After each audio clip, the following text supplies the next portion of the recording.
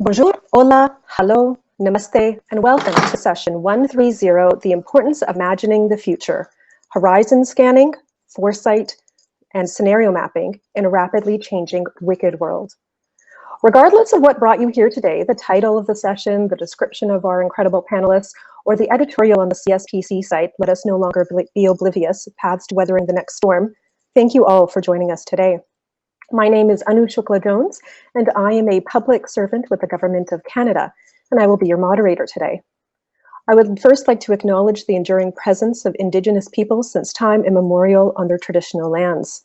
I'm located in the Ottawa-Gatineau area, which is the traditional unceded territory of the Algonquin people. Nearby Chaudière Falls and Islands is a place of great cultural significance, because the Algonquins hosted all Anishinaabe and Southern nations, including the Haudenosaunee.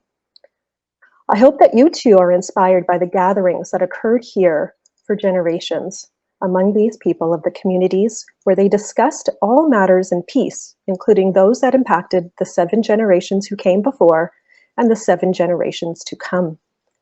I would also like to acknowledge the traditional lands upon which many of you are attending from, and hope that you too will be inspired by the traditions and values of those peoples.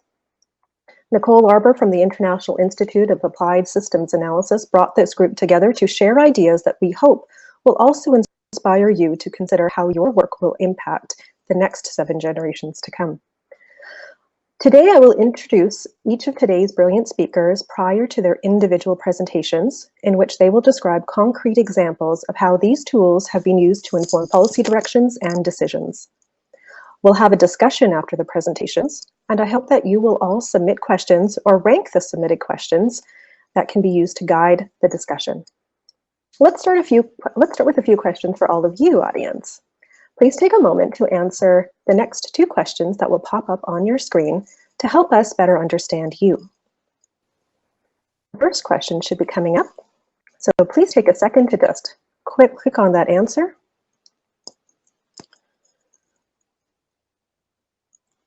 I think you have about 30 seconds.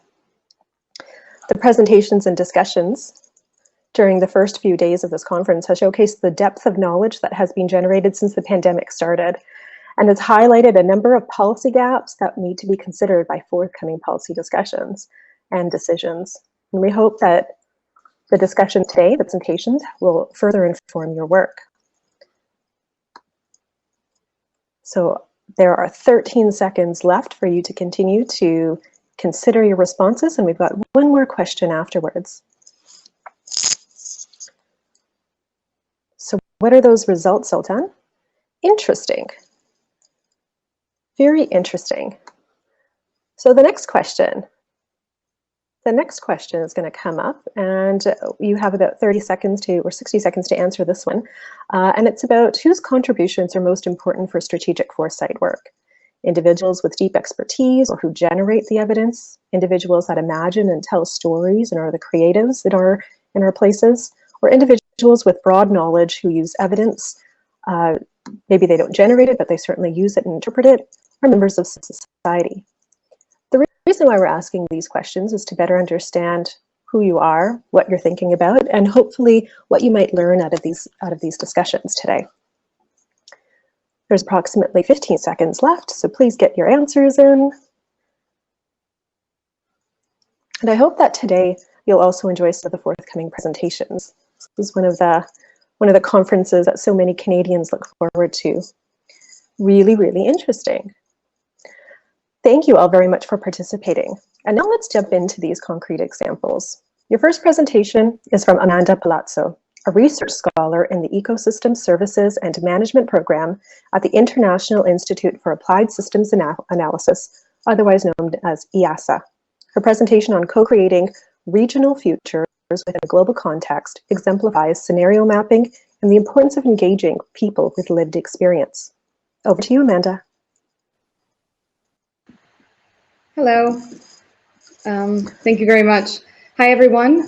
My name is Amanda Palazzo. I'm a research scholar, as Anu said, at the International Institute for Applied Systems Analysis. And because we're located in Austria, I guess I should also say Guten Tag or Guten Morgen for everyone in Canada. Today, I would like to talk to you about co-creating regional futures within a global context and how these regional futures can help policymakers in their quests to develop resilient policies that aim to tackle challenges that face their constituents. So let's see here. There we go. So what's our motivation? Why do we want to create regional futures for policymakers? Well, we know that decision makers face an uncertain world. We saw it especially this year, but with the COVID crisis notwithstanding, policymakers, they face global challenges, not just from rapid socioeconomic development, but also from climate change. And they need to find a way to consider how these uncertainties play out and how they affect people's livelihoods. Scenarios, they offer a tool for policymakers to engage with those uncertainties. And when those are designed for policy, when those scenarios are designed for policymakers and decision makers, they can be relevant and useful for policy guidance. But to be relevant and useful, they have to consider the most important drivers of change at the level of decision making. And the policymakers need to be involved with the development of the scenarios to take ownership. And finally, regional scenarios that can be made consistent using modeling tools. It allows for scenarios to be relevant and scalable, both at local levels and also at the global level. So I want to start this talk by noting that the work I'm presenting here is just part of a larger project that we at IIASA were involved in, and we co-developed regional scenarios with stakeholders and used those scenarios for policy guidance in 6 different regions in the world, which you can see here on this map. The images that you see are graphical representations made by local artists of those regional scenarios. The overall objective of this part of the project is to reflect that I want to reflect on here is to develop scenarios for policy guidance and testing, which could be used to further examine the impacts of future climate and socioeconomic change and how those impact the development of food security, environment, and rural livelihoods for West Africa. The project was led by the CGIAR's research program on climate change, agriculture, and food security. And I like to use the analogy that we at IIASA are just a link in a chain, a very large chain that spans across the globe and includes researchers, practitioners, policymakers, civil society, farmers organizations, NGOs, the private sector, and also the media. So I present this work here today, taking only partial credit for the success, but I will take all of the blame for any mistakes. So let's see. There we go. So in West Africa, we know that about 75% of the population live on less than $2 a day, and 35% of the region's GDP comes from agricultural production. The region is particularly exposed to climate change due to its dependence on rain-fed agriculture, and it's estimated that the negative impacts of climate change may be significant in the future. So our goal was to provide distinct, plausible futures that offer a mix of opportunities and challenges for food security, the environment, and rural livelihoods. So this could be a useful context that policymakers can use to test the feasibility of their different policies. To do that, we need to bring the right people together. So that means across different sectors, across different disciplines, and different interests. We aim to have a truly inclusive and participatory process, which would help us to co-develop these plausible futures. You can see from the photos here on the left side just how hands-on engaging these processes were. Project partners from the local West African CCAFS team, partners from the Agriculture and Rural Development Office of ECOWAS, the Economic Community of the West African States, and members from the West African Council for Agricultural Research and Development were able to use their extensive regional networks to bring together participants. The workshops facilitated participants and project partners to use all of their expertise to build a range of scenario tools to engage and visualize different regional future uncertainties. And those regional uncertainties were whether or not state or non-state actors would dominate the regional development process, and whether or not long or short-term priorities would dominate policymaking, meaning were people fighting fires or were they long-term strategic planning? So some of these tools that we developed include narratives and storylines, drivers, identifying different drivers of change, and also quantifying the scenarios with economic models, which I'm going to talk about now. So as I said, I want to talk a little bit about these scenario tools in our tool belt. These tools allow different kinds of scenario users to engage with and access scenarios in different ways. Scenario narratives can be storylines, which are expressed through words and images. As you can see here, there are the 4 regional scenarios on the left side of the slide were drawn by a local artist who listened to how the stakeholders described some of these challenges and opportunities of the region's future plausible worlds. They can also be expressed through conceptual maps and backcasting, which you can see here in the middle of the slide, which is used to capture the interacting impacts. So this is a conceptual map, yeah, that you can see the interacting impacts, and these help also to build consistency across the scenario, and they can be useful for modeling teams to understand the clear linkages that exist within different regions. Scenarios can also be expressed by identifying different drivers of change and indicating how those drivers of change may change in the future, which you can see below this conceptual map here. So, and if you can, I'm not sure how much you can see here, but you can, these different key drivers of change also are indicated how those trends change over time with pluses and minuses, and the reasons why those pluses and minuses, those changes might be occurring. Those key indicators and drivers of change, those provide an input for another kind of scenario tool, what we call quantified scenarios. Agricultural economic models, they provide a detailed representation of different agricultural systems and interacting impacts from human and environmental changes. We can use models to compare the relative differences across a range of social, economic, and environmental indicators, which you can see here on the top and bottom of the right side of the slide. Some policymakers appreciate having numbers to describe the relative differences between the present and the future, as well as between different kinds of futures.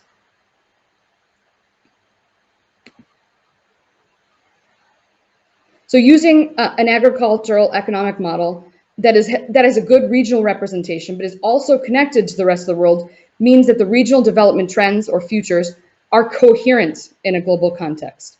International trade, exports, imports, these can be used as adaptations to the local context or to global change. The impacts from climate change or socioeconomic trends like population and GDP growth that occur in regions outside of West Africa, for example, can have a huge impact on the region. We use the shared socioeconomic pathways developed by the climate change community, which are presented here across 2 axes, the challenges to mitigation and the challenges to adaptation. And we linked those with our regional scenarios based on the narratives of both scenario storylines and how the key drivers of change of both sets of scenarios aligned. When the stakeholders indicated that the regional drivers of the global scenarios were not well suited, we adapted the regional trends and shifted the regional assumptions. This allows us to bring in another potential scenario user, the climate change community, who develops the global shared socioeconomic pathways. We're able to provide not only feedbacks to the global trends, but to bring in a perspective of regional stakeholders on multiple plausible regional pathways that are still consistent with the global storylines. So rather than being a good modeler and focusing on the main findings of the quantified scenarios themselves, I want to instead focus on how these scenarios have been used for policy guidance and for testing in West Africa. I will mention 2 specific cases in which the regional futures have proved useful for policy guidance. One of those, excuse me, 2 of those cases, the first of which was with working directly with national stakeholders working on the national adaptation policy for Ghana, and with colleagues in Burkina Faso working on the national plan for the rural sector, and also with the CGI research program interested in making investments in the region. The CGIAR recognized that a key step toward making research fit its policy development goals was to work directly with national stakeholders. In these instances, the scenarios were downscaled from the regional level to the local level by connecting what those local challenges were in these plausible futures.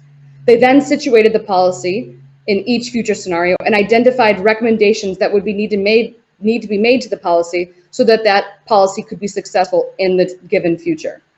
By identifying common feasibility recommendations across all the scenarios, they could identify key challenges to the policy and make changes and recommendations to the policy. So in the case for Burkina Faso, 22 recommendations and policy, 22 recommendations were made to the policy that were taken up in this case. So this is a great example, and these are photos from these policy engagement and policy guidance and testing interactions. So I can't exactly tell how much time I have left, but that's the end of my presentation. So I would like to say thank you for giving me the opportunity to speak to you today about stakeholder interactions and how to build a scenario tool belt that contains lots of different kinds of scenario products. I have here 2 links to different publications about different aspects of this project. The first one is a paper describing a lot of the quantified scenarios, and the second one is describing the policy guidance and testing workshops in Burkina Faso. So thank you very much, and I look forward to any questions.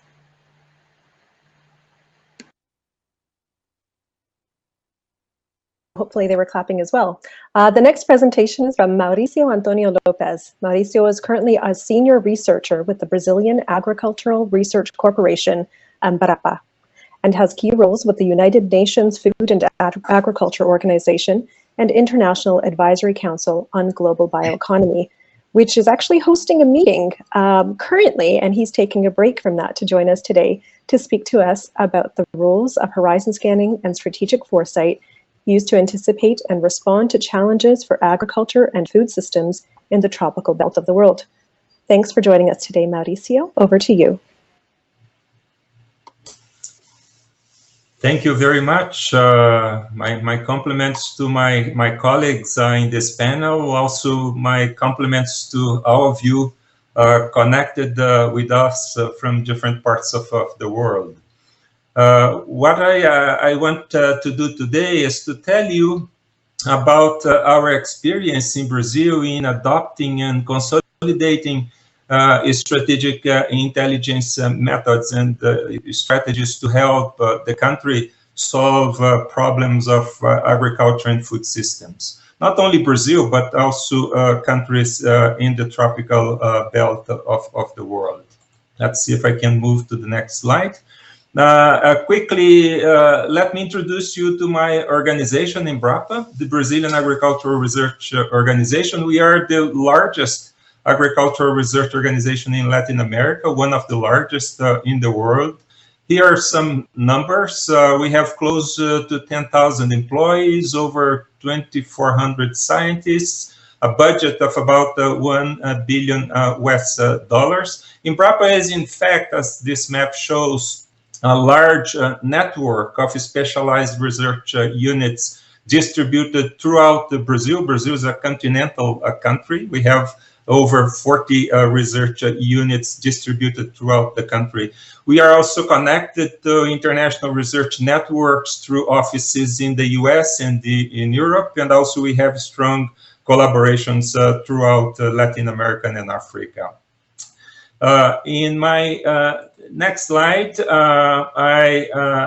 I show you what I want to share today, how Embrapa developed its think tank called AgroPensa to study challenges and opportunities for the development of agriculture and food systems, again, in Brazil, but also with impact in the tropical belt of the world. Also, I'll tell you how Embrapa is using this resource to drive structural changes and management improvement in its research and innovation network. Strategic intelligence and the strong planning capacities in innovation systems are very much needed in the tropical belt.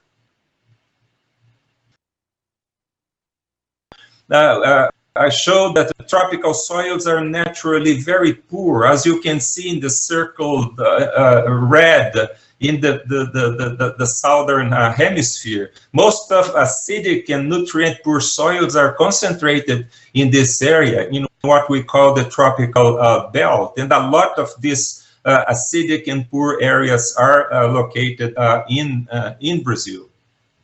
Also, most of today's environmental challenges are amplified in the tropics. This slide shows that most of the mega diverse areas are in the tropical belt, and agriculture can impose quite serious risks not only to biodiversity, but also to soil and water resources. What is being said all the time, climate change is leading to very severe intensification of biotic and abiotic stresses all over the world, but even more in the tropics. We have more and more frequent pests and diseases, drought, wildfires, flooding, all those things that we've seen in the media all the time.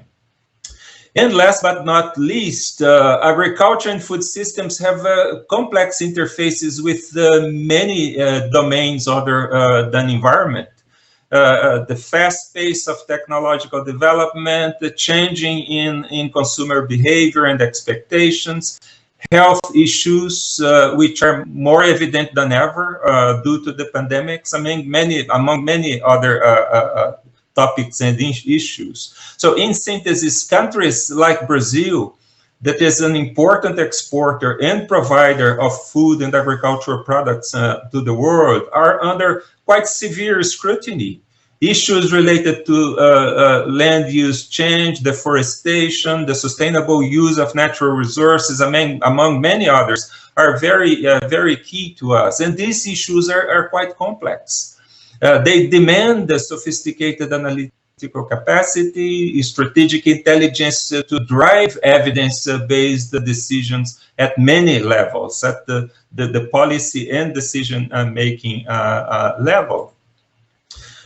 This is why Embrapa has created its own think tank, AgroPensa, as a platform dedicated to anticipating possible futures, new challenges, also new opportunities for the development of agriculture and food systems in the tropical belt of the world in a sustainable, in an intelligent way.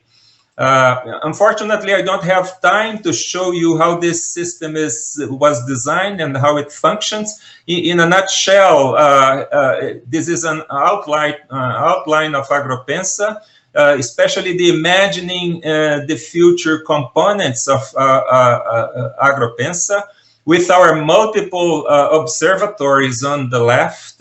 These are in our network of research units. We have observatories, we have our researchers looking at opportunities, challenges, emerging problems, all the time in a systematic way, and not only our units, but also our network of partners.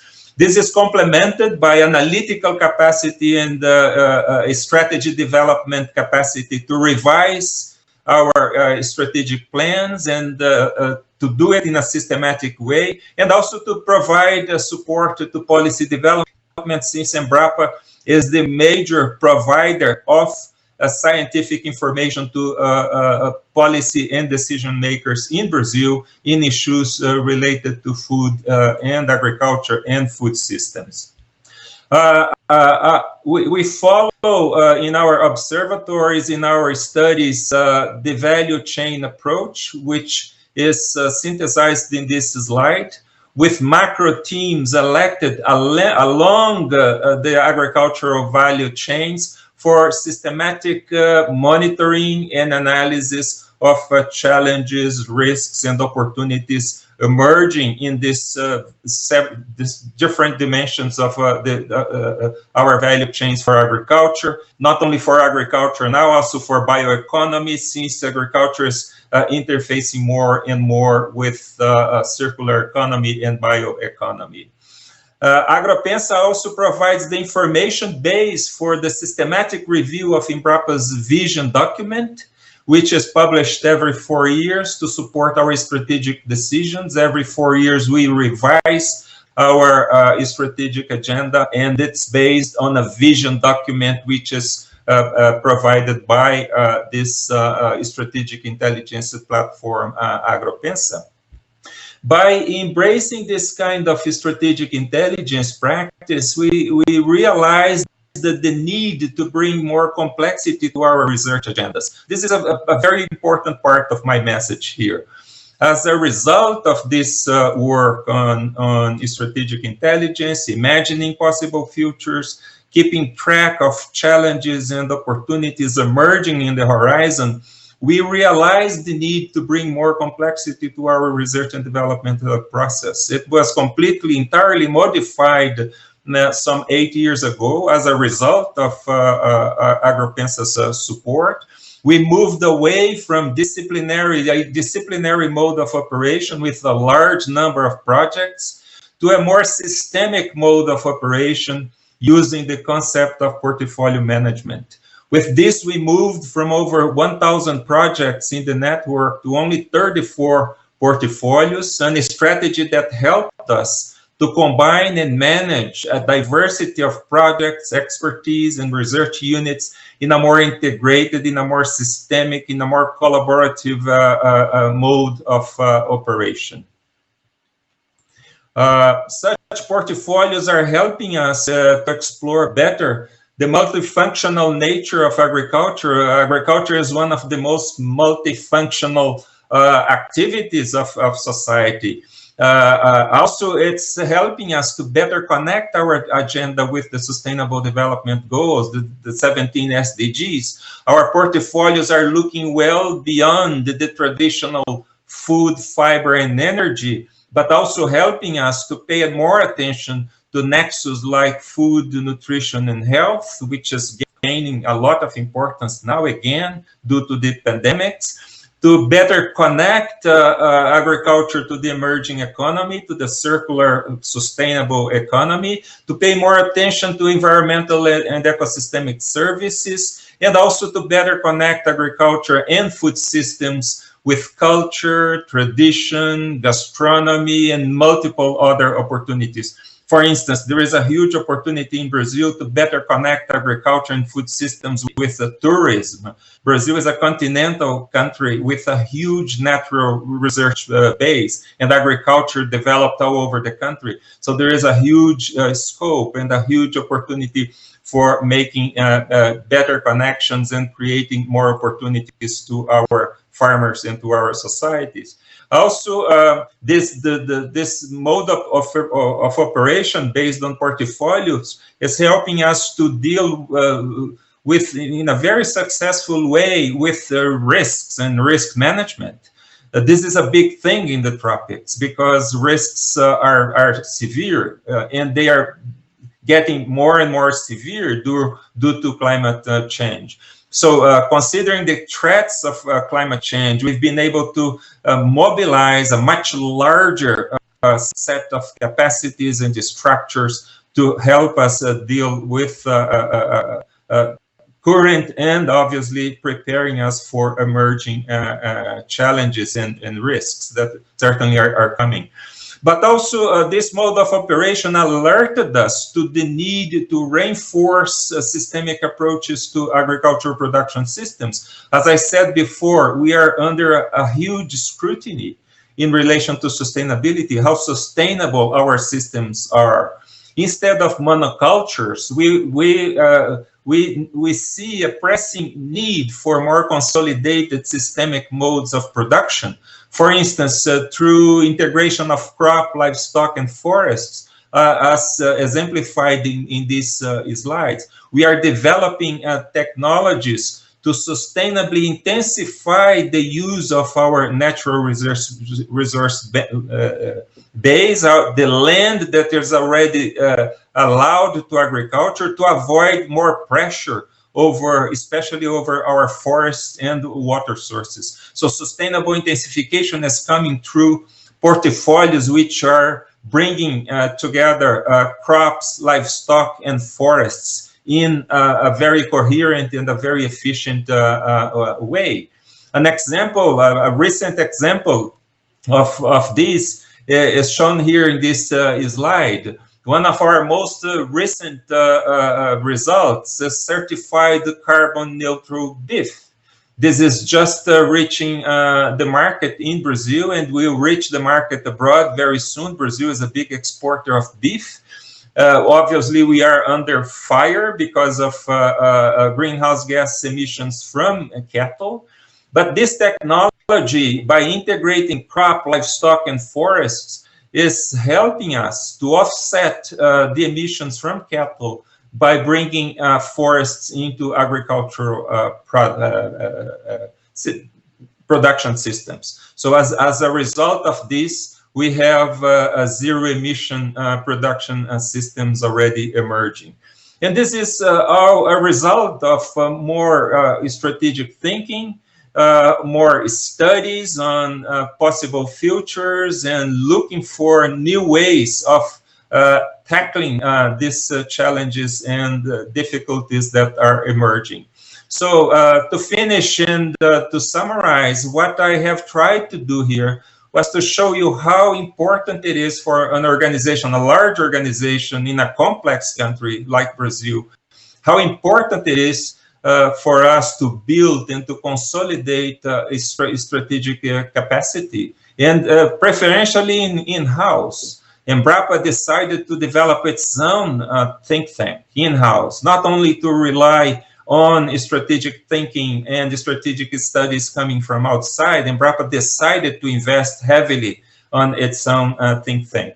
And that helps the organization not only to review and redesign its strategy in a systematic and timely way, but very importantly, this kind of system is helping us to rethink, to redesign, to fine-tune our structure, our infrastructure, and our management strategies. The incorporation of portfolios that helped us to move from 1,000 projects, a very fragmented agenda, to a more concentrated, a systemic, integrated agenda based on portfolios was a huge gain from and a result for due to Embrapa embracing this mode of thinking and embracing strategic intelligence and improving its capacity to model and to anticipate the possible futures. This is the message that I would like to leave to you, and I will be glad to discuss it more with you during our discussion session. Thank you very much for your attention. Thank you so much, Mauricio. Your next presentation is from Kat Tully, the founder of the School of International Futures. She has extensive experience in strategic foresight and has served in many advisory roles, including with the UK government under 2 prime ministers, and has worked for the United Nations, the EU Commission, and the World Bank, and that's only a few organizations. Kat will speak to us about strategic foresight and will provide some insights about some current work that she's got that has a lot of relevance to Canada. Over to you, Kat. Many thanks indeed. Now, one of my favorite quotes from this field is from Gaston Berger, and he says that the purpose of engaging with the future is to disrupt the present. And that's going to be a golden thread through the 4 projects that I'm going to share with you. A little bit about myself. I run the School of International Futures, and we are practitioners in policy planning and strategy for future generations. But previously, I was on your side of the fence. I was in businesses, I was in government, trying to use foresight to enable better decision making. And there were 2 key insights that I got during that time. Now, one was that you need a systematic approach to take insights about the future back into the present. Okay, so whether you start off talking about the future of cars or whether you talk about the future of mobility, that makes a difference. And whether you have people in the room that are going to take your ideas forward from the very beginning of that journey is really important as well. So yes, you're often discussing scenarios and you're often thinking about your desired future, or perhaps wind tunneling and stress testing your organization against your different scenarios. You're thinking about which of the portfolios might be best and most resilient. But at the end of the day, you also still need to embed that in the organization around you in the here and the now, whether it means that you move around your teams or you spend your money differently. So that loop was a very interesting insight. The other insight is one that Betty Sue Flowers, a wonderful strategic foresighter from the US, says that's very powerful. What matters is the change in the strategic dialogues that you have. So the important thing is what kind of new conversations do you end up having together, because you are reframing conversations between different stakeholders. And in fact, during my time in the UK, we would look at Canada and we'd say that there's some really great work being done across the system in Canada from that perspective, which is how do you use the future to create different conversations between people, whether it was in the 90s about the future of Canada, whether it's what's going on in the Yukon with SenseMaker, whether it's Glenda Aoang's conversations around human-centered dynamics, whether it's Rick Wolf's kitchen table conversations, or even Margaret Atwood's wonderful reframing of writing a novel for 100 years in the future that's only going to be open then, and inspiring a whole set of novelists. What you're doing is always trying to kind of bring a set of people together to look at things differently. Now, the first insight that I had around working in government is that often people talk about foresight endeavours as being futures literacy. What can I do as an individual, or what can we do as a project to engage with the future? And in fact, I think what's really interesting is to see at the institutional level that it's what you need to do is build foresight capability a little bit like you tend a garden. So how do you build the capacity of your organization to think and be future prepared? And it is an ecosystemic endeavor, whether you're doing it in your company or whether you're doing it across government. And the garden analogy is pretty valuable, because what you're trying to do is you're trying to build a healthy ecosystem. You need to think about what are the features of a beautiful garden. How might you measure success? And so thinking of it in that kind of way, we've been working on a project which looks and examines the systems across 8 different countries and looks at what are the kind of common ingredients of successful government systems that are good and effective at looking at the future. And here are 2 frames for analysis that are quite helpful. Think about the ecosystem of delivery. So how is it that we build institutional capacity within the executive to think about the future, whether it's prime minister's offices, president's offices, the institutions within ministries, but also the connection with the parliament, for example, Finland's parliamentary committee with the future, and also the role of the supreme audit bodies in a country, whether it's the GAO in the US or the NAO in the UK, for example, is also very powerful at driving systemic incentives to look into the future. What you also find as part of an effective system is that it's connected well into the innovation and the university, the knowledge economy aspect of the society. The other thing to note about effective systems and institutions that think about the long term is that setting up a unit is not the silver bullet. What you also need to look at is the connection to processes and, for example, funding. In DFID in the UK, when there were large funding requirements for a new country programme, no big investments were done unless they were actually assessed against future scenarios.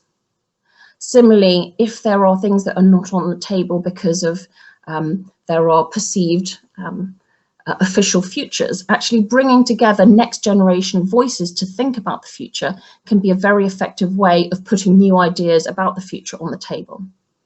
So these are some of the insights that we've got from looking at an ecosystemic perspective at different countries and systems who think effectively about the future. Let me think now, picking up on the next generation point, let me refer now to a second project that we've been looking at, which is actually how do you bring in next generation voices into national planning processes. In the UK, in case nobody's actually heard of this, we have this thing called Brexit coming up. And what it's done is it's basically opened up a conversation about, this is a once in a generation opportunity to think about what the UK's role is in the world. Yeah? And so if we're going to do that, how do we make sure that we genuinely look out a generation? And how do we actually make sure that we bring next generation views into the room?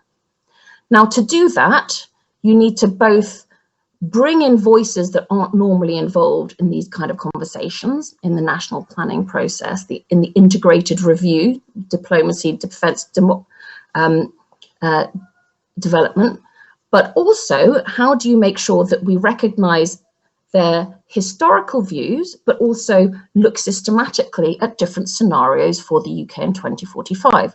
So this was a project that we've been going on for the past 6 months. You can see the findings of the pilot there, but we'll also continue it over 2021. And we have been doing online surveys. We've been doing all sorts of virtual engagements, seminars, bringing together very different people's perspectives of what does the UK in 2045 look like by looking out at the environment first, what are different alternative possible disruptions, and then thinking about what the kind of opportunities and threats that faces the UK and what are no regret options, what are new relationships that the UK may need to think about, and how can the UK build different forms of structures inside government to enable this kind of conversation to continue ongoing. So again, this kind of approach is, I think, opening up a view of what is the role of civil servants in perhaps being a custodian of a process where different voices are allowed to come forth and share their alternative views of what the future of what they want the future of their community to look like.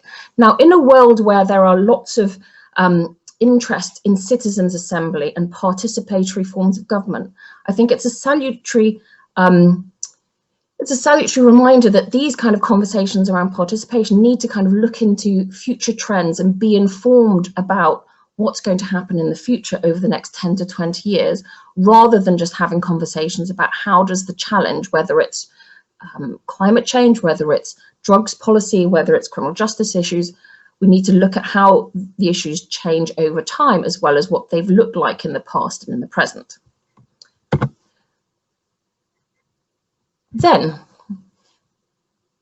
we have also been looking at, the third project that we've been examining is looking at intergenerational fairness.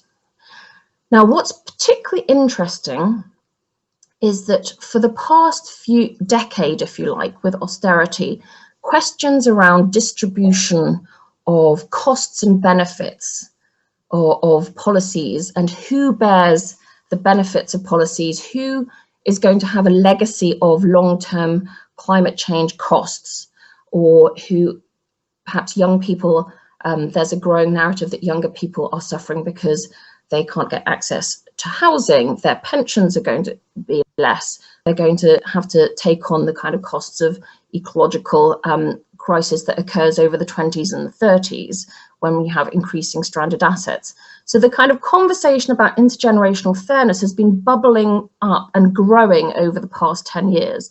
This is a project that was commissioned by Portugal, which suffered quite a lot in the global financial crisis.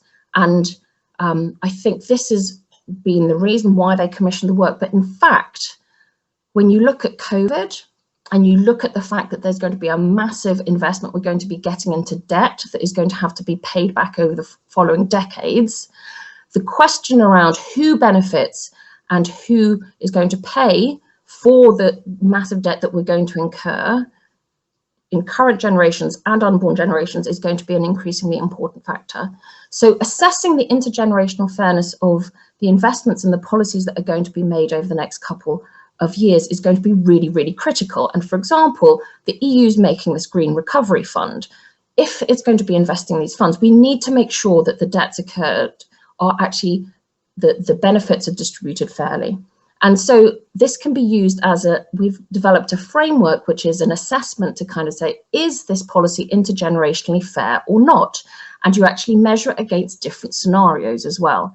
And so there you've seen an example where you can do an assessment on an ex post policy around pensions reform that occurred about 10 years ago, but also we're doing assessments, for example, on building a new airport in Lisbon and saying, is that intergenerationally fair or not? So this is where, again, scenario planning can actually start intervening in the policy making process in a really interesting way. And the final thing that I'll give you as an example is this Futures Manifesto. And we run, the fourth project is around a network, a sensing network of next generation foresight practitioners. These are foresight practitioners globally under 35 who are in their communities harnessing insights about the future to drive a better present, to kind of create that community spirit, to envisage a better future and move towards that. And they have come together to kind of create a Futures Manifesto discussing what a positive 2050 looks like. And a story there actually is by one of our Canadian NGF peers, Maggie Grayson. But in fact, there are a whole series, and in particular, it's a bit of a soft power tool that Canada has, is OCAD, such a set of young people thinking about and doing design experiential futures. And whether it's Sebele Samuel doing participatory redesign on cities, or whether it's Samantha Matters that's using Indigenous knowledge to think about the future, this is the hope, I think, is that they are truly Horizon 2, Horizon 3 thinkers. And if we can get them to set the agenda and listen to them more effectively, I think we can kind of move towards a transformed future much quicker. So I hope that this gives you a series of ideas about 4 projects that are very much in the spirit of Berger's concept of engaging with the future to disrupt and make a better present. Please do, thank you very much for listening. Please do look up all the projects that I've mentioned on this webpage, soif.org.uk CSPC. Do get in contact. And I think the Stephen Crane quote really captures it very well. Yes, we may be talking about 2100, we may be talking about alternative futures, but at the end of the day, what are we going to do differently now to prepare for them? So thank you very much, Anu, and it's been an absolute pleasure to join with you this morning.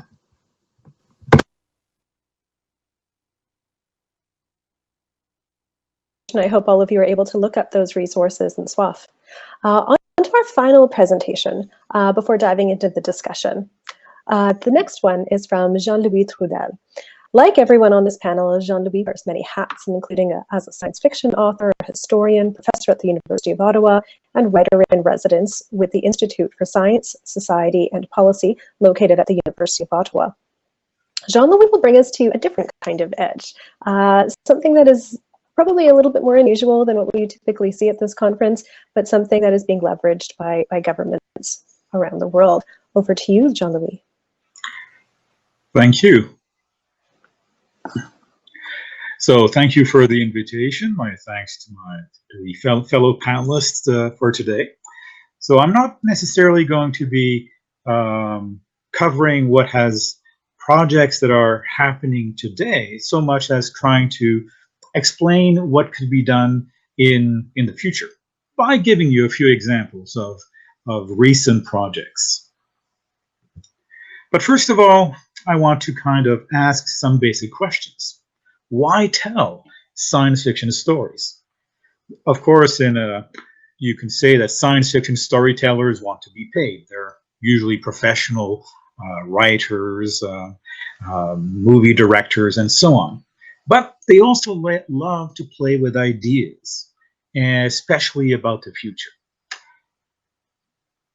And though science fiction is only one way of telling stories about the future, it has the longest history, first of all. And that's one reason why perhaps we should pay attention to it. It goes back all the way to the 17th century and, of course, picked up an immense speed and volume in the 19th century, coinciding very much with the Industrial Revolution.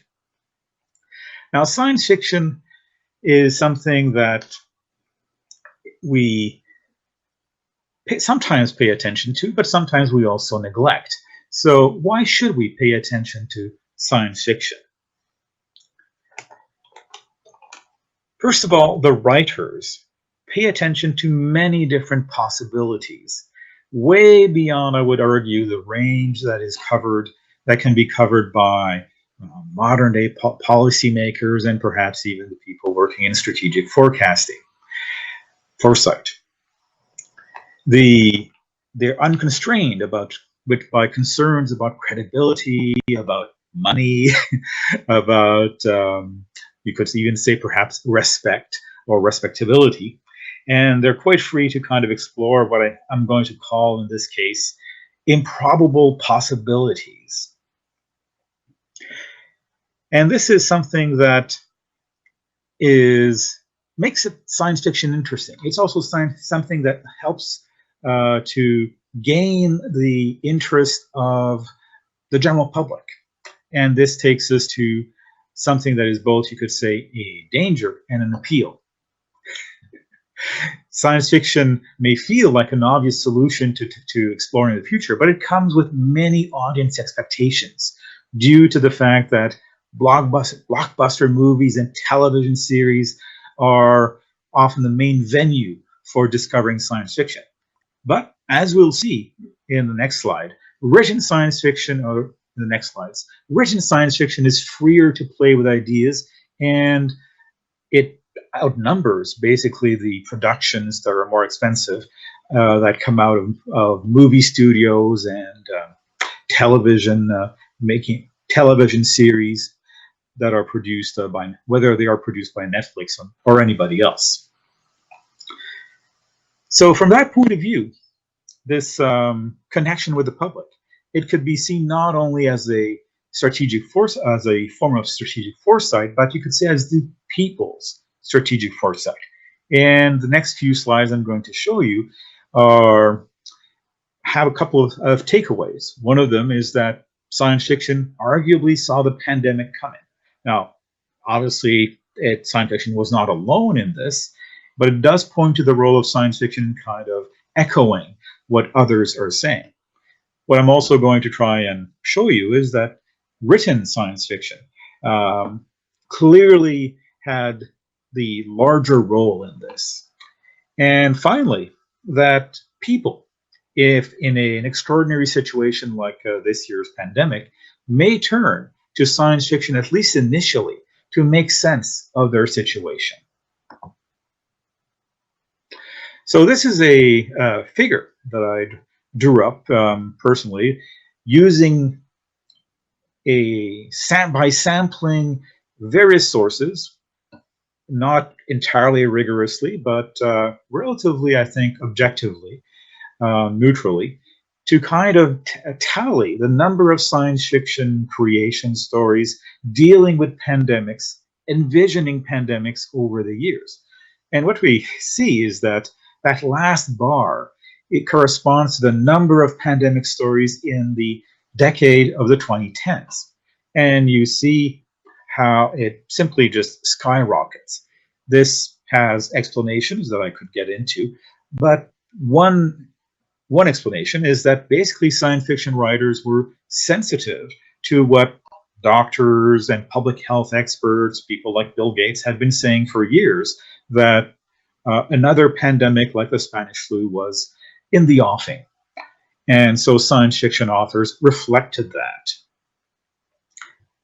The next slide shows us the breakdown by basically modes, so that you have in blue all the written text, and the smaller color bars reflect the presence of pandemics in movies, in television series, in the theater even, and in video games. And you can actually see video games starting to play a larger role in the last couple of decades. Yes. The next slide shows us also Google trends, basically the Google searches for various items over time. And the three items I focused on were basically Albert Camus' book La Peste, or I think it's The Plague in English. Also the Stephen King novel, The Stand. And finally the movie, this film from 2011, Contagion. So 3 books and 1 movie, 2 books, 1 movie, that deal with basically epidemics, pandemics, in various ways, perhaps more allegorically in the case of Albert Camus, more directly, and in the case of Contagion. And what we see in this graph is that in mid-March, that's where the spike happens.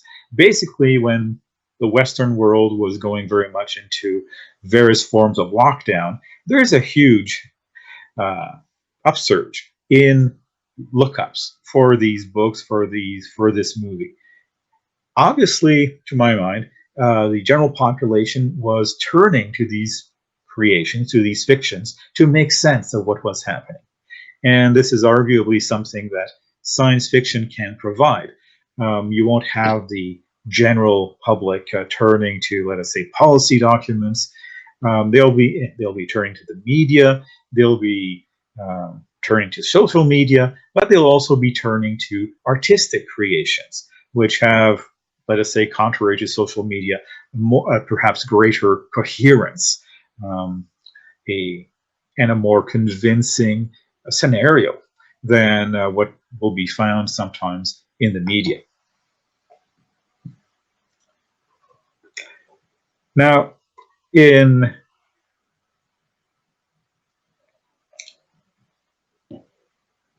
showing these slides, I tried to kind of make a case for why science fiction would be of interest to policymakers, to strategic foresight, and perhaps I now want to kind of go a bit deeper into the issue. What is science fiction good for?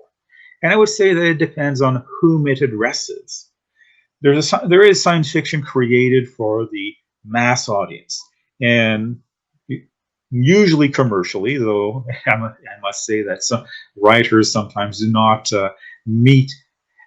find as much of a public, of a customer base as they would like, but there is nevertheless this urge to connect with the greatest possible number of readers and consumers.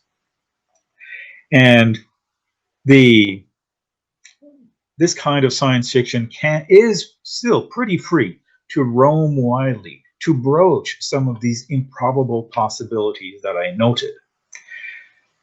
And in doing so, it can stimulate new thinking.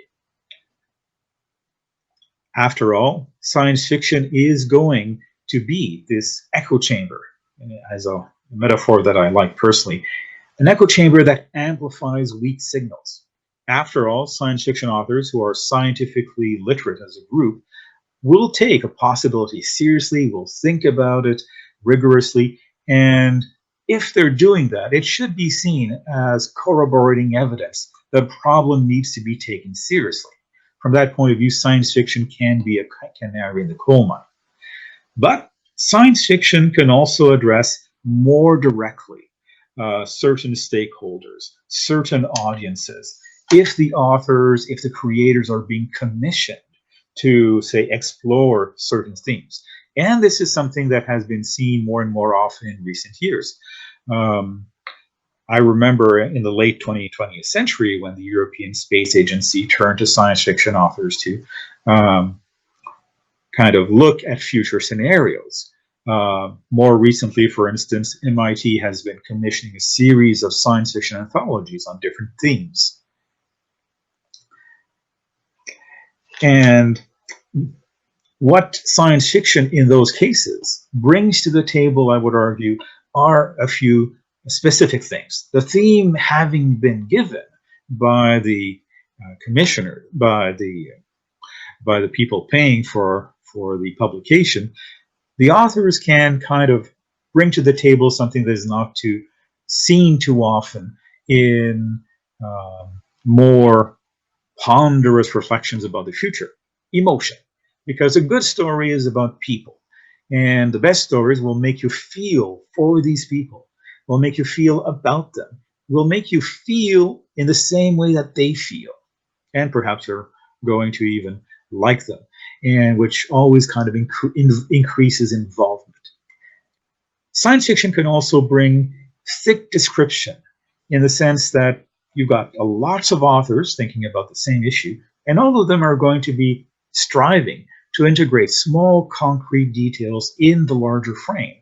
And this is a form of thick description because they're using these details to not just imagine future behaviors, but also make sense of them, connect the small details of a future, of a specific future, to the details of the human behavior.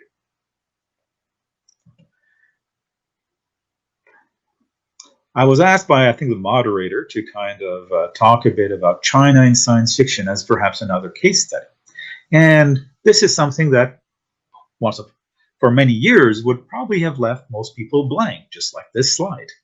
It's the idea that very recently, it goes back some last 2 decades, basically, the Chinese government has grown concerned about not necessarily its economic performance, but its innovation performance. There has been a push in China to increase scientific literacy, and along with that, there has been a push in recent years to drive science fiction forward. And the government has been backing various initiatives, including a first major science fiction gathering in 2007, backing major authors like Liu Cixing, and major blockbuster movies like The Wandering Earth. And as of 2018, it had organized in Beijing the first Asian Pacific science fiction convention. So very much a kind of exploration and projection of soft power, but also with a goal of bringing authors, often from the West, to China and getting them to collaborate with sometimes private companies to explore ideas, and perhaps, I think, to kind of open up the imagination of the engineers and the business people who are involved with these companies. Finally, I'll finish, and I hope I haven't been too long, with some provocations, something that is always worth looking at. One of these things is perhaps that commonly strategic forecasting is held to certain standards of credibility. And so, to take a metaphor that is probably well known to everybody here, it tends to focus on the white swans of the future. And yet, there are black swans. The pandemic is probably more of a white swan, but it kind of reminds us that black swans may be in the offing as well. And while strategic foresight might pay too much attention to white swans, or might not, but might not get enough buy-in, or might not be hearing from as many people as it could, the science fiction has been concerned from the very beginning with the black swans that kind of are in the offing but are impossible to kind of pinpoint. Science fiction can look sometimes very far ahead. In 1909, a British science fiction writer called E.M. Forster wrote The Machine Stops, a short story where all of humanity is living in small separate rooms and interacting only through a form of video conferencing. 1909. So very early for a vision of the age of Zoom, and yet we find this scenario almost credible now. But you have to imagine, you have to kind of to understand how far-fetched it seemed a century ago. In a similar fashion, science fiction has explored other improbable possibilities, and that might count as black swans, not in the catastrophic sense, but in the sense that they would have major consequences, even though we cannot foresee any kind of relevant time frame. Other possibilities that are seen here to kind of keep in mind, Science fiction will over-dramatize. It's true. The current pandemic is a weak version of the Spanish flu, the Black Death, or a zombie plague, which all have either served as models for science fiction scenarios or been used as science fiction scenarios. And the current virus does not seem to have been engineered. But as far back as in the late 19th century, science fiction was already foreseeing, echoing some of the speculations at the time, bacteriological war. So are we ready for a viral war or a medical security state, things that science fiction has explored for at least 20 years? A couple more questions that to conclude this. In Asimov's Foundation series, foresight was a science. And this is 7 years ago. And its application involved preparing for a future without the benefit of foresight. This is a challenge, perhaps, for forecasters, for people working in the field. Can they prepare us for a future where they themselves will not be present? And this is a serious question because we have seen in recent years, let us say, governments or people in power dismantling various government agencies or weakening governments, and so that foresight, in a sense, has to take into account the possibility that the future may not have policymakers or forecasters around to help future decision makers. So what I've tried to do in this very quick presentation is to show the advantages of looking ahead with science fiction. And as a historian, I'm going to just finish with a word of about the advantages of looking backward with history. Thank you very much.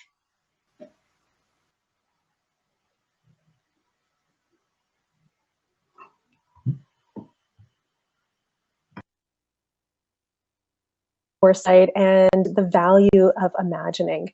There are some questions that we had planned for the audience, but I think let's skip those because the discussion is probably the most interesting part of this session, and I'm just checking the time. So with the organizers, that's I hope that's okay with you. I'd like to kick things off with a question for everybody. You all use some kind of tool to look around and look ahead, and they all get worked into your work. And so what I'm wondering is, how have these tools, these strategies been used to sway decision makers?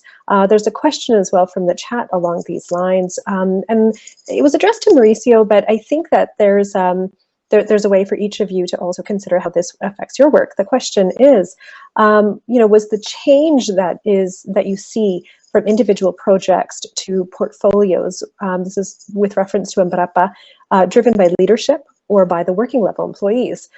And so Mauricio, maybe you can comment on this about specifically how it was received by other groups at the working level or beyond, those especially who did not initiate the work.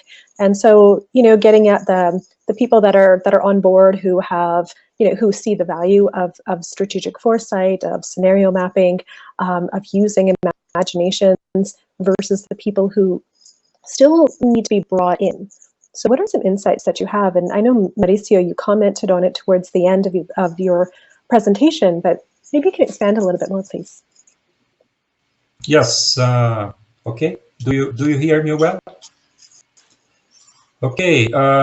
One important thing to consider here is if your strategic intelligence platform is immersed in the system or if it is just gravitating the system. I think we have a fundamental defect with many think tanks today, because many of them are just gravitating the real world. They are not exactly immersed in the real world. One thing that drove our decision to put together our own think tank was exactly the opportunity to have a foresight, scenario analysis, roadmap design, immersed into a system, into our network. And since Embrapa is a distributed network, we are all over Brazil. We are very close to the reality that we deal with, that we interact with. So it has quite a bit of an impact because it affects credibility.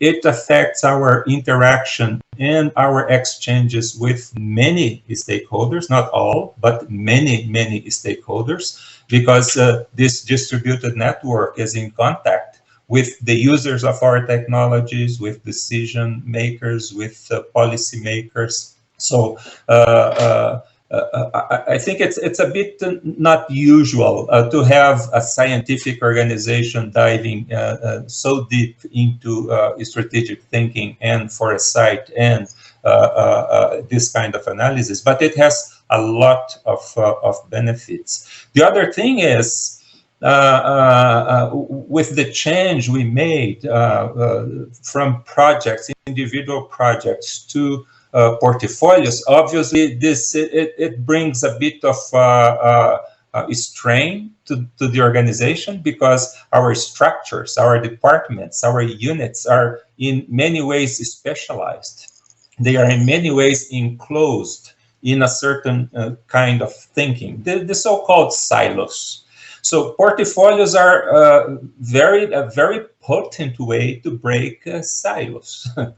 Because to put together 34 portfolios out of 1,200 projects, there is no way. You have to break a lot of silos. You have to change culture. You have to bring people that were not used to be together. Now they must be together. How you do it? So you have to use the capacities and the leaders that you have in the system that have been able to see it, that understand the value of it. Scientists do quite a lot of future thinking. They do a lot of anticipation, but usually in a very contained disciplinary domain. Now we are trying to bring them into a new way of looking at the future, in a more systemic, in a more integrated, in a more in a way more connected to nexus. For instance, looking at food, nutrition, and health is imperative from here to the future. If you are not able to bring scientists from these different domains together to think about the challenges that we have in this nexus, food, nutrition, and health, we'll be in trouble. So I don't know if I answered the question, but the thing is that there is a big difference in a scientific organization that is in a network that is immersed and connected to the reality it's dealing with, and you just buying scenarios from organizations that are just gravitating reality, or just gravitating the real world. So I think this is very important. And one more thing, usually we think a lot with this kind of strategies in revising and updating our strategy. We don't think much about revising and updating structure, processes. In fact, many are avoiding it because it's so difficult to redesign and reinvent organizations.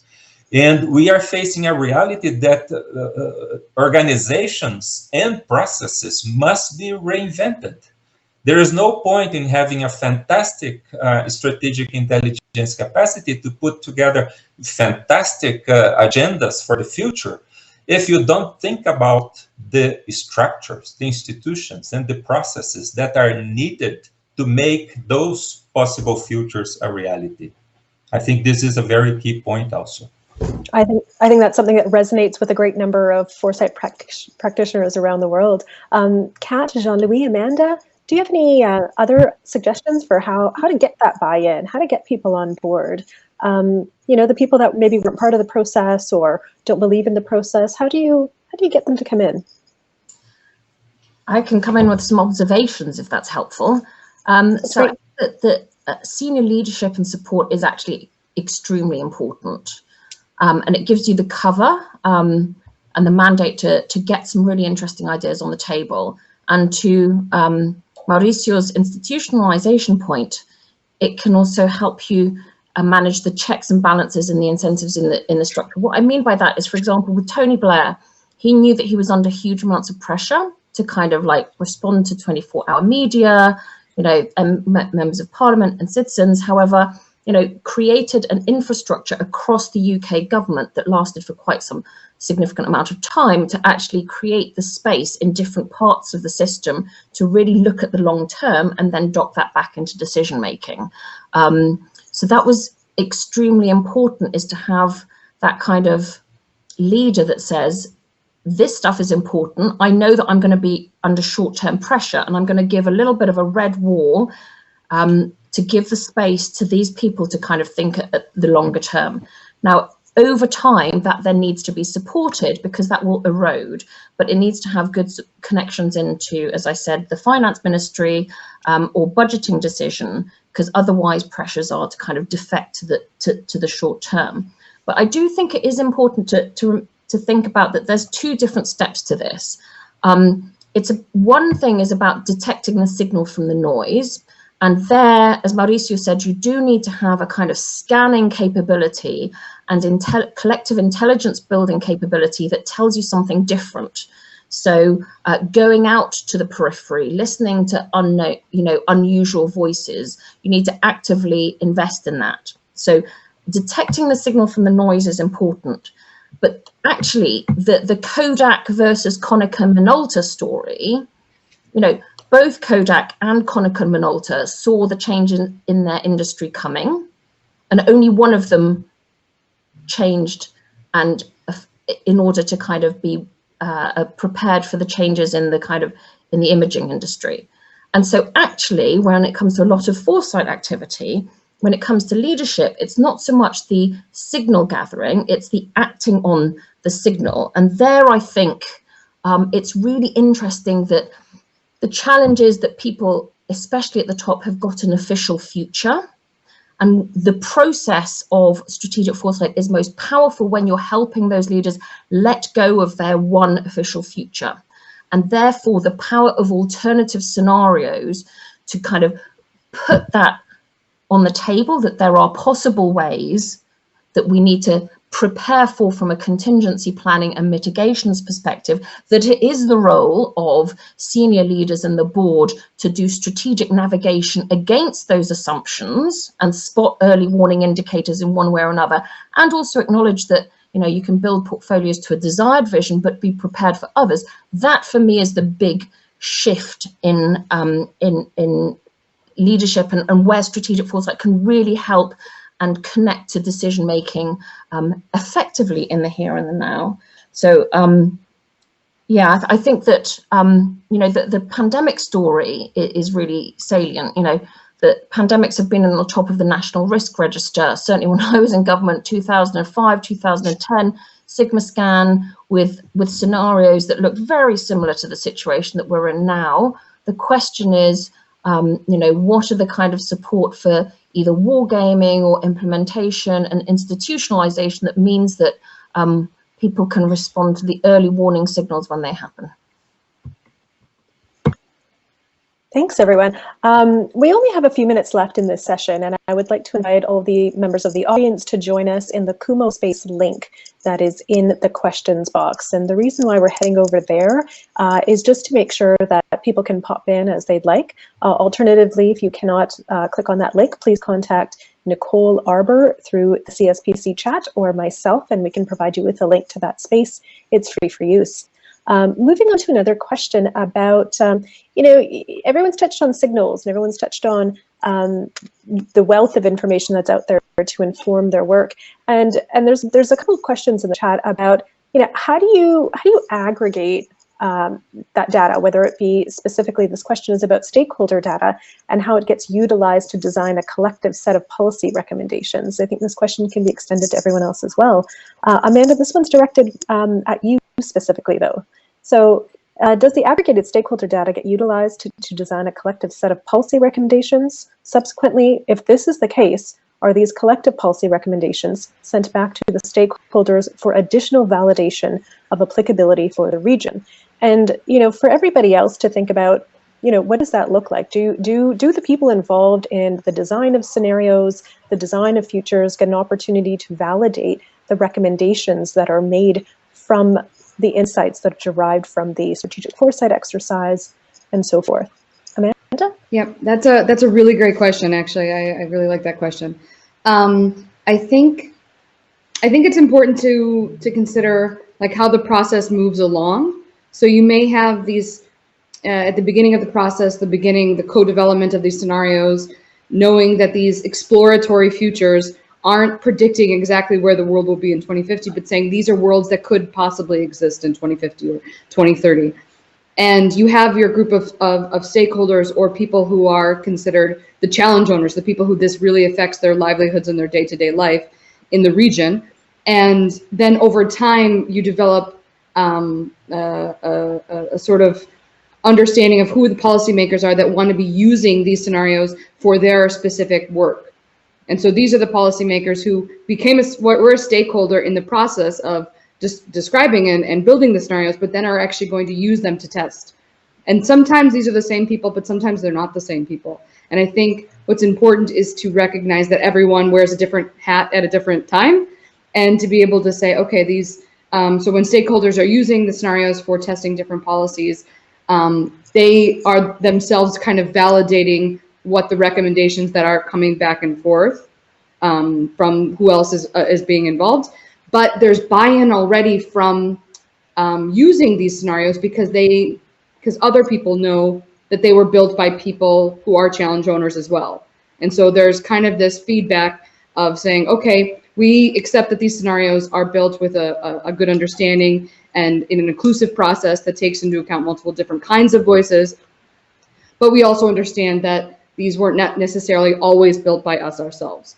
And so I think one thing that may be missing from this process is going all the way back to the original stakeholders who built the original scenarios to show them in the ways in which these have been used, and to say, okay, these are the policy recommendations. But that, I think that would be a very interesting process, but it wasn't exactly the purpose of building the scenarios themselves. The scenarios were built themselves to provide a wind tunnel, as Kat put it, a wind tunnel for policymakers to test their scenarios. And so, yeah, I think that's really interesting. And I would actually like to go back and talk to maybe some of the partners to see if they've actually how they've interpreted some of these policy recommendations that have come back.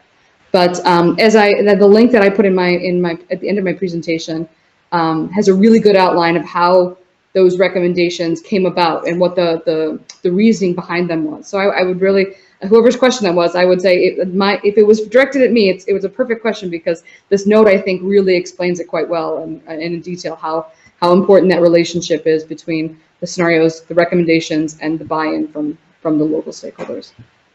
Perfect. Kat, Mauricio, Jean-Louis, how important is it to go back to the people that helped generate the insights, to generate the scenarios, the plausible futures? How important is it to go back to them to validate the recommendations that come out of it? And I guess in particular, this always reminds me of something that I'm personally interested in, which is underheard voices, non-majority voices, and how are they used to define problems? How are they used to design implementation solutions? What are your thoughts on being able to include people throughout the process versus just at the beginning, or maybe as towards the end? Can I say a few words on this? Please.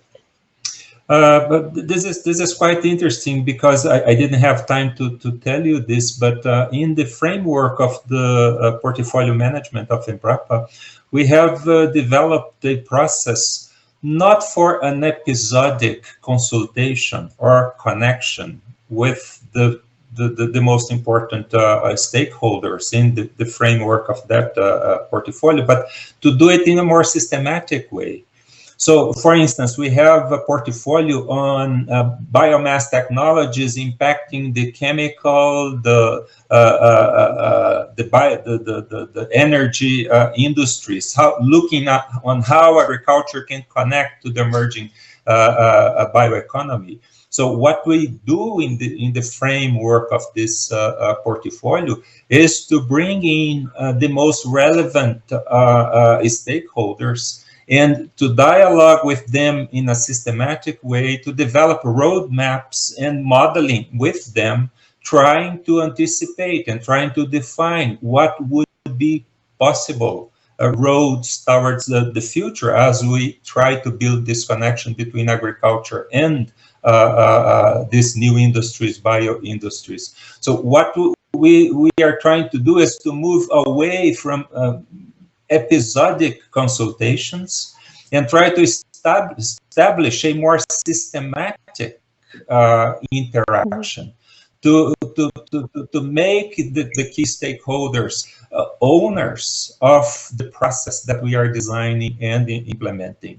I think this is very key for the future. It's very key for the credibility of the information that emerges, to help convince policymakers of important changes that we have to build in order to make this interaction a reality. So we are trying very strongly to do this kind of thing, moving from an episodic relation with key stakeholders and trying to build a more systematic and continuous relations with key stakeholders. And the concept of portfolio management helps a lot, because you are talking about a sector, you are talking about a value chain.